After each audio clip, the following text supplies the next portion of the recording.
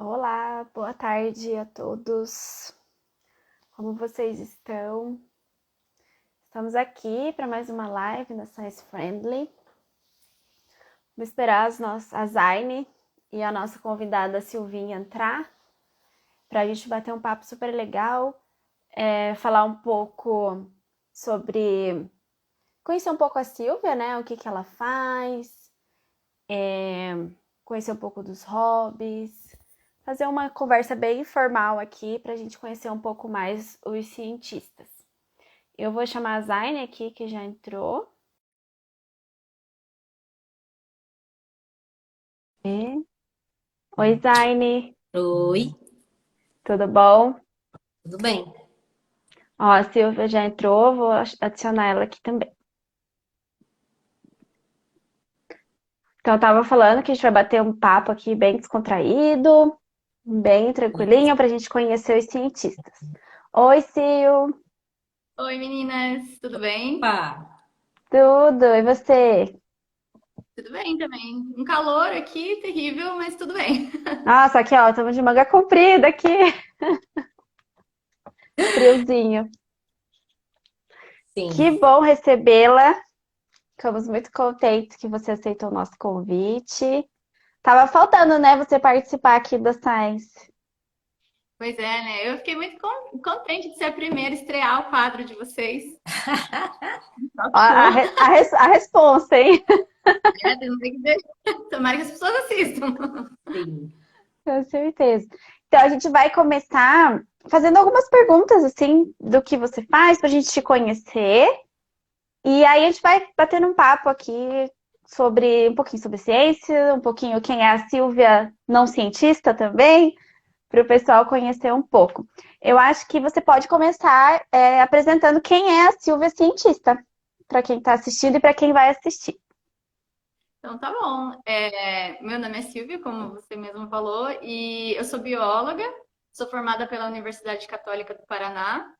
E eu trabalhei durante o mestrado e o doutorado, principalmente com estresse oxidativo. Aí eu construí toda a minha carreira científica até esse momento com estresse oxidativo, doença renal crônica, patologia em geral. E agora, mais recentemente, eu mudei um pouco de área e fui para vim trabalhar aqui nos Estados Unidos com o metabolismo de câncer de próstata. Então, nesse momento, eu estou totalmente fora da minha zona de conforto, aprendendo uma nova história, que é com câncer, mas tô gostando bastante. Até o momento, estou me divertindo bastante.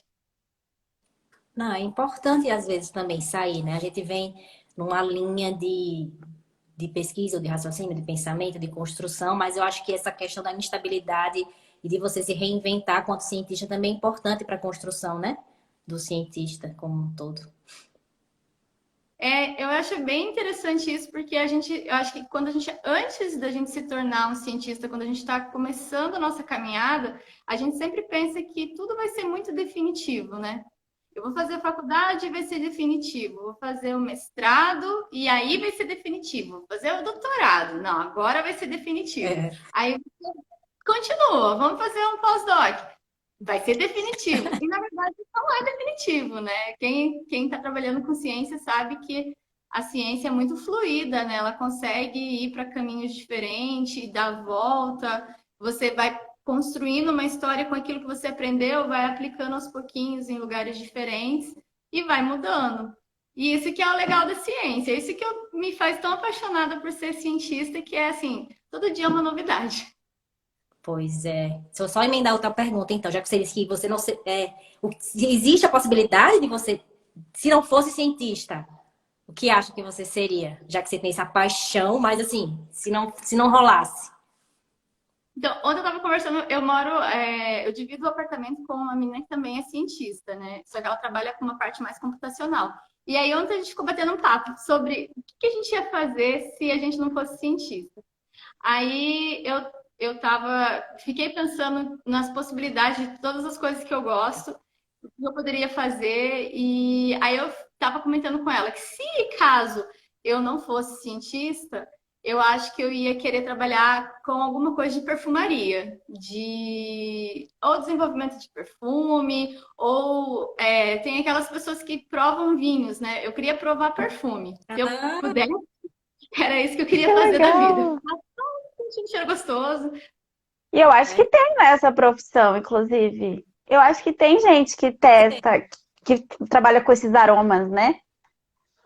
Eu acho que tem, e eu acho bem interessante. Eu adoro perfume e eu acho que era uma das coisas que eu ia fazer. Agora, de hobby, eu gosto de fazer coisas mais assim, tipo, mais artísticas, assim, com as mãos, né? Então, eu gosto por incrível que pareça, eu gosto de fazer ponto cruz, é uma coisa que eu gosto de fazer. Quando eu era mais nova, eu adorava bordar guardanapo, gostava de fazer isso, praticava Legal. um tanto esse tipo de coisa. E eu comecei mais recentemente a tocar piano, era uma coisa que eu queria fazer. Eu tentei vários instrumentos, tentei violão, tentei gaita, tentei bateria. E aí parei no piano. Aí no piano até que foi, só que daí agora deu uma parada, principalmente por causa da pandemia, eu não consegui continuar com as aulas, né? Mas assim que a pandemia se for, eu pretendo voltar. Que legal. Eu Mas tenho vontade de aprender um instrumento também, mas eu acho que eu não tenho muito dom, não, pra música. não, mas eu acho que você tem que ir tentando, porque eu fui tentando com vários instrumentos e tentava, e gostava um tempo, mas aí começava a ficar cansativo, porque você tem que estudar, né? Uhum. E aí ficava cansativo, eu mudava de instrumento. Mas agora que eu cheguei no piano, eu gostei bastante. Piano, eu não me canso de estudar, assim, eu fico naquela mesma partitura horas e horas. Acho que cansa para quem tá ouvindo, né? Isso com certeza. Com certeza. E Sil, o que te levou aí para a área da ciência? Como que começou isso tudo na tua vida? Então, eu não queria, quando eu fui fazer o vestibular, na verdade, eu não queria ser bióloga. Eu queria prestar vestibular para medicina. Tentei uma vez, duas, três, tentei várias vezes em faculdades diferentes e não conseguia entrar no curso de medicina. Sempre ficava ali na linha de corte, mas nunca entrava. Aí um dia minha mãe falou assim: ah, tenta qualquer outro curso só para você começar uma faculdade e ver o que É. que dá para você, pelo Uhum. menos, meus amigos todos estavam na faculdade já, eu era a única pessoa que estava fora, todo mundo já estava se encontrando na vida, começando a fazer estágio, e eu ainda estava estudando para fazer vestibular. Aí minha mãe falou assim, não como uma obrigação, você tem que passar em alguma coisa, mas ela falou, olha, faz outra coisa e vê o que que dá. E daí eu falei assim, ah, tá, então vou fazer alguma coisa bem diferente de medicina, mas nem tanto, mas que eu tenha a possibilidade de conhecer outras coisas. Aí fui fazer biologia. Na primeira semana eu achei que eu não ia conseguir ficar, porque foi a primeira, pelo menos no primeiro período de biologia, a gente tem muito contato com planta, com coisas muito básicas da biologia, e eu falei, ah, eu acho que não é para mim mesmo, eu não quero. Aí fiquei a segunda semana, na terceira semana eu já estava assim, total bicho grilo, não tinha certeza que era biologia mesmo e que eu não devia ter feito outro curso porque eu me encontrei. Aí foi divertido, porque desse primeiro mês da biologia até o final do curso, foi um curso que eu fiz e eu sempre falo para as pessoas, eu recomendo, apesar de ser difícil depois continuar se manter no curso, ele é muito divertido, é muito gostoso. Eu gostei de fazer biologia. Daí foi assim que eu cheguei na biologia. Tá, e aí você fez iniciação científica no começo, porque daí foi que te levou você para a pesquisa em si. Foi. Eu já comecei a fazer iniciação científica no primeiro semestre da faculdade. Eu tinha, como eu te falei, né? Tinha muita coisa relacionada com planta ainda nesse primeiro período da faculdade. E aí é, nessa época tinha assim, as ICs elas ficavam na PUC, eles colocavam nos cartazes espalhados nos corredores. E daí, na hora do intervalo, a gente estava passando ali pelos corredores da PUC, e daí vinha uma inscrição, vai ter uma prova para iniciação científica. Aí eu fui para um laboratório da PUC que trabalhava com célula-tronco, com o Dr. Paulo Brofman. e a Alexandra Senegalia. Aí ela estava trabalhando com sangue do cordão umbilical, ela isolava isso e transformava essas células, ela dava alguns tratamentos específicos e ela diferenciava essas células em duas linhagens, ou osteócito ou cardiomiócito. E daí eu comecei a fazer o estágio com ela ali. E aí, acho que eu cheguei a fazer uns 3 ou 4 meses de iniciação científica com a Alexandra, e aí eu vi passando assim uma vaga para trabalhar com estresse oxidativo com a professora Liana Cal. Aí, só que era na Federal e eu estudava na PUC, então eu estudava à tarde, o meu período era vespertino. Então eu falei assim, vou tentar, porque se der certo, eu vou só, tipo, umas 2 vezes pra semana lá na Federal, e depois fico na PUC. E eu sempre quis fazer alguma coisa na Federal, era o meu sonho, quero fazer vestibular na Federal, quero fazer alguma coisa na Federal. Aí conversei com a Lia me aceitou e eu fui. Só que daí, desses 2 dias que iam ser na semana, acabaram todos os dias. Aí eu fiquei com a Lia em uma iniciação científica, outra, e daí nunca mais fui embora do laboratório dela. Aí já fiz um puxadinho lá e fiquei. Aí foram anos, né? Foram anos com a professora Lia. E aí construiu, né? Agora você está no outro desafio, mas, né, com certeza esse período que você passou lá no laboratório da professora, né, contribuiu para a cientista que você é hoje. E aí a gente pensa, né? Você como cientista hoje, você tem um ídolo, né, na ciência? Quem seria esse ídolo? Olha, eu já tive alguns ídolos na ciência alguns anos atrás, que assim, eu imaginava eles intocáveis. Então, eu tive a oportunidade de ir para alguns congressos e conhecer essas pessoas. E aí ver que elas não eram tão diferentes de mim e algumas não eram tão legais quanto eu imaginava que elas eram. Sim. Então, acabei deixando essa ideia de admiração um pouco de lado, assim. Eu gosto muito do pesquisador que em 2016 foi premiado com o Prêmio Nobel por trabalhar com autofagia. Ele é muito legal. Qual o nome dele, você sabe? Oshimori. O primeiro nome eu não sei em japonês, mas ele trabalha com autofagia. Ele descobriu a autofagia fazendo alguns experimentos em leveduras. E aí ele viu que tinha a célula respondia a períodos de starving e com falta de nutrientes e tinham respostas celulares diferentes. Começou a estudar, descobriu um monte de proteínas e aí e daí a gente conhece a autofagia como é hoje por causa dele. Mas hoje em dia eu acho que eu tenho mais admiração por pessoas que estão mais próximas a mim, pessoas que eu conheço e eu convivo, porque eu sei o quanto é difícil e o quanto elas conseguem fazer a ciência ser essa coisa maravilhosa que ela é hoje. Então, hoje eu acho que... eu tenho uma admiração por vocês, que são cientistas e conseguem sair da bancada, embora algumas de vocês, a Roberta ainda trabalha com bancada, né? Continuam na bancada, mas conseguem levar a ciência para um montão de gente de uma maneira muito simples. Isso é uma coisa que eu admiro bastante. Obrigada. Obrigada, Sil. E eu tenho também uma admiração muito grande pelo pessoal que trabalha na Fiocruz, que consegue, né, fazer o Brasil ser um lugar melhor. Com certeza, né? Eles desenvolvem coisas muito importantes, né? De utilidade pública e a gente tá vendo cada vez mais agora com a pandemia, né?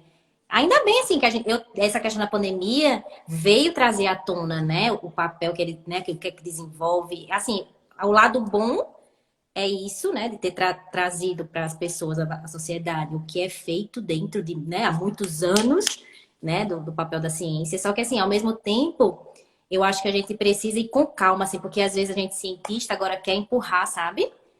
Valorize, não, mas sempre a gente se manteve um pouco distante da sociedade. Então, essa discussão, esse embate, eu acho que é sempre a gente levantar que a gente tem que ir trabalhar de formiguinha mesmo e ter paciência com as pessoas, né, que não estão na ciência, né, as pessoas da sociedade em geral, porque a gente precisa realmente de trabalho de formiguinha, porque a gente que está lá do lado da ciência sabe, né, o papel, mas eles que estavam na sociedade, que estão na sociedade, não sabem. A gente precisa construir isso e estamos aqui para isso. É. E com linguagem bem simples, né? Porque eu acho que uma das coisas que eu achava difícil quando eu estava na faculdade, principalmente, era explicar para as pessoas o que eu fazia. Explicar de uma forma que não fosse chata, para que elas entendessem e gostassem da mesma forma que eu gosto, e que fosse, agregasse algum valor de conhecimento para elas. E eu não conseguia fazer Ponto. essa ponte, que eu achava que era uma coisa muito difícil. Depois, com o tempo, eu acho que eu ainda não sou assim a pessoa mais indicada para dizer assim, fale aqui o que você faz de uma maneira fácil. Mas por isso que eu acho que o trabalho de vocês é muito legal, que vocês conseguem transformar coisas que são muito difíceis numa linguagem muito fácil e acessível para todo mundo. Então, as pessoas que acessam o canal de vocês conseguem, não precisam ser cientistas, não precisam ter uma formação acadêmica para entender o que vocês estão dizendo. Eu acho que isso é muito legal. Muito legal. Sil, então vamos dar uma dica para quem está assistindo a gente ou que vai assistir depois. Tem algum livro que te marcou? Por que que esse livro te marcou? O que que você indica para o pessoal? Olha, livro da ciência? Pode ser que. Mas aí vai ter que ser de uma forma mais acessível que o pessoal possa ler também, né? Não pode ser um livro assim, por exemplo, The Cell de biologia celular. É verdade.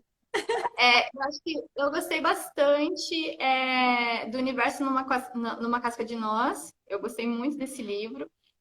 A Evolução de Charles Darwin, que é um livro que é grosso, assim, é muita coisa, mas ele tem uma forma de descrever a evolução muito acessível. Eu acho que ele lá no século passado já conseguiu fazer essa ponte entre a ciência e a comunidade não científica. Então, esse livro, A Evolução de Charles Darwin, é, assim, maravilhoso.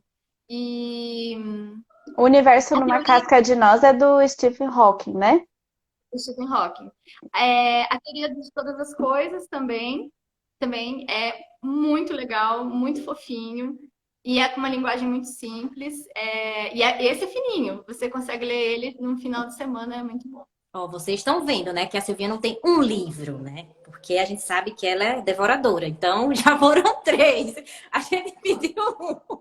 Mas tudo Sim, bem, tá valendo. mas olha, se for para indicar a evolução de Charles Darwin, a teoria da evolução, né, de Charles Darwin é o livro que eu indico, porque você não precisa é, ser cientista para entender, e ele explica coisas que são extremamente simples, por exemplo, de como um bico de uma ave ele é diferente, ou como por que o bico do beija-flor é compridinho e o bico de um sabiá é mais curto.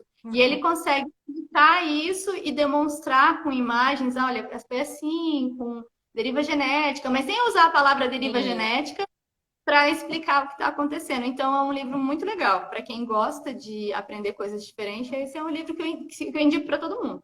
Legal. Muito legal. E aí agora vamos entrar, tipo, você como cientista, você tem um sonho assim de fazer um feito, de realizar alguma coisa? Conta pra gente. Como cientista. Sei lá, tipo assim, eu queria, porque assim a gente fica, Ganhar o queria, Nobel, mas assim, né? né? Pode ser Sim, um sonho. começar por, né, por baixo. Sei lá, descobrir alguma coisa, sei lá, não sei. Conta aí.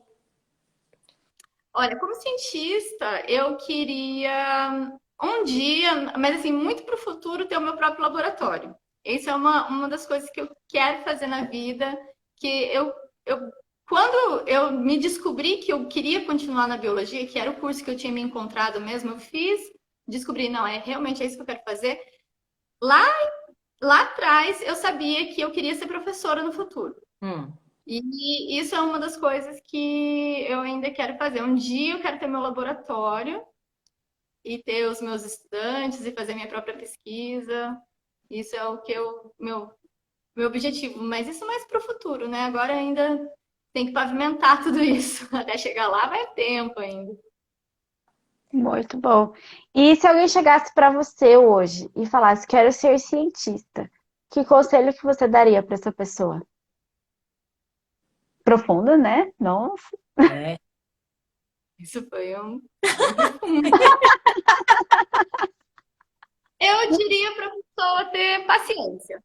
Eu acho que se uma pessoa que quer ser cientista hoje, no Brasil, ela tem que ter paciência, porque 99% das vezes a gente vai fracassar, mas fracassar fortemente. Vai fracassar em desenho experimental, vai fracassar em hipótese, vai fracassar em teoria, vai fracassar em muita coisa que a gente acha que a gente vai desenvolver bem e que vai ser um sucesso.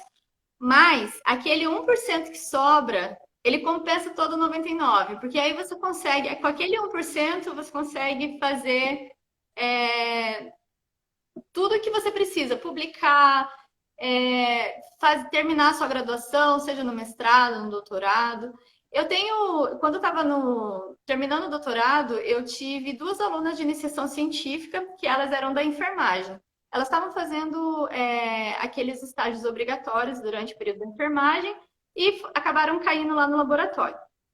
E daí a Lia, que era a minha orientadora na ocasião, falou: Ah, tem essas duas meninas, a Tassiana e a Sabrina, que estão fazendo estágio. Se você quiser, você pode ensinar elas a fazer algumas coisas e elas podem te ajudar na tua pesquisa. E naquela época eu estava assim, cheia de coisa para fazer, e sem tempo, e com todas. Porque a gente é cientista, mas tem toda aquela parte de obrigação acadêmica, né? Tem aula para Uhum. assistir, tem aula para dar, seminário, tem apresentação, um monte de outras coisas que não te deixa só na bancada. Aí eu comecei a ensinar as meninas a fazerem um monte de coisas que eu fazia e elas se desenvolveram muito bem e elas publicaram Que junto legal. comigo. Publicaram. E aí e elas começaram, elas não queriam, naquele momento elas não queriam ser cientistas, elas queriam só terminar a graduação de enfermagem. E hoje em dia, eu acho que elas têm mais publicação que eu até. Porque elas publicaram comigo, publicaram com outros professores, publicaram dentro da enfermagem e hoje elas são pesquisadoras, como eu também. Então eu acho que, e assim, no começo elas falavam, é muito difícil, nada dá certo, a gente trabalha, trabalha, trabalha e não vê o resultado. Mas aí quando vê, compensa. Então eu acho que para quem quer começar, tem que ter paciência.